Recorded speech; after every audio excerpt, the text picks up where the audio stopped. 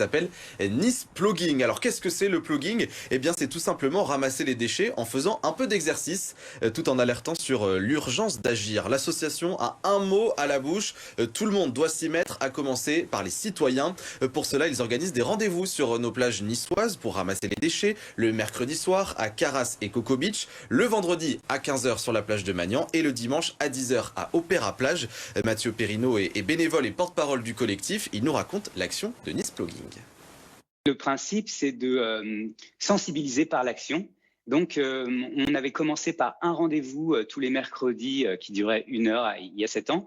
Et aujourd'hui, avec les demandes des riverains, les demandes des Niçois, on a 5 rendez-vous par semaine. Et c'est les Niçois qui, tous bénévolement, se disent on va passer à l'action. Voilà, on est tous conscients qu'il y a un vrai problème.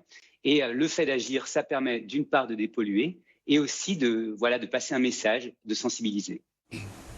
C'est bien, ça marche. Oui. Donc vraiment, leur maître mot, c'est il faut sensibiliser. Tout à fait, Laurie, car avec leur action, le doigt est mis sur la saleté de nos plages azuréennes et leur mouvement, créé il y a 7 ans, a considérablement grandi. Les Niçois se mobilisent et participent donc au nettoyage des plages. Ils sont aujourd'hui 700 participants sur un groupe WhatsApp, me confiait Mathieu, le porte-parole du collectif. Tous ensemble, avec leurs outils et leur sac poubelle à la main, ils s'activent et restent en effet très sensibles au devenir de notre planète. Beaucoup s'inquiètent et particulièrement avec un déchet qui est ramassé à l'infini sur nos plages niçoises. Regardez. Un de nos ennemis principaux, c'est le mégot de cigarette. Et le mégot de cigarette, on continue à le trouver énormément. Cet été, sur des plages pourtant non fumeurs, on a ramassé 1 million de mégots de cigarette. Et on se dit que malgré l'interdiction qui a été officiellement annoncée par la ville de Nice du tabac sur les plages, ce qui manque, en fait, on s'en rend compte, en fait, ce qui manque, c'est une application réelle de cette interdiction et le passage de personnes sur les plages qui vont verbaliser. C'est dommage d'en arriver là, mais je pense que c'est vraiment comme ça que ça fonctionnera.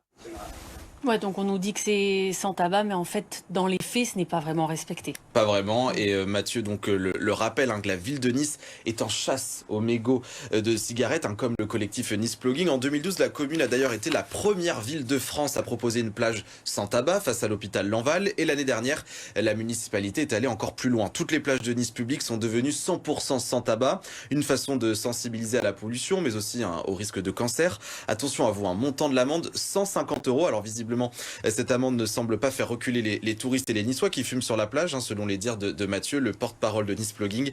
Mathieu qui nous rappelle que ce sont des produits très toxiques pour la Méditerranée. Malheureusement, ce ne sont pas les seuls qu'il ramasse avec son collectif. Un autre déchet le met hors de lui. On a énormément de bouteilles plastiques. Ça, pour moi, c'est l'aberration numéro 1 à Nice. On a une eau du robinet qui est d'excellente qualité, qui est nettement meilleure à la santé et à tout point de vue que l'eau en bouteille, mais on trouve encore énormément de bouteilles plastiques sur les plages. C'est fondamental de les ramasser, mais ce qui est encore plus important, c'est pas les acheter en amont. Il y a énormément de choses et à commencer par les bouteilles plastiques à usage unique, c'est débile. Il faut arrêter d'acheter ces bouteilles d'eau en plastique. Excusez-moi d'être un peu véhément, mais vraiment le plastique à usage unique, il faut savoir dire stop et dans beaucoup de cas, c'est possible.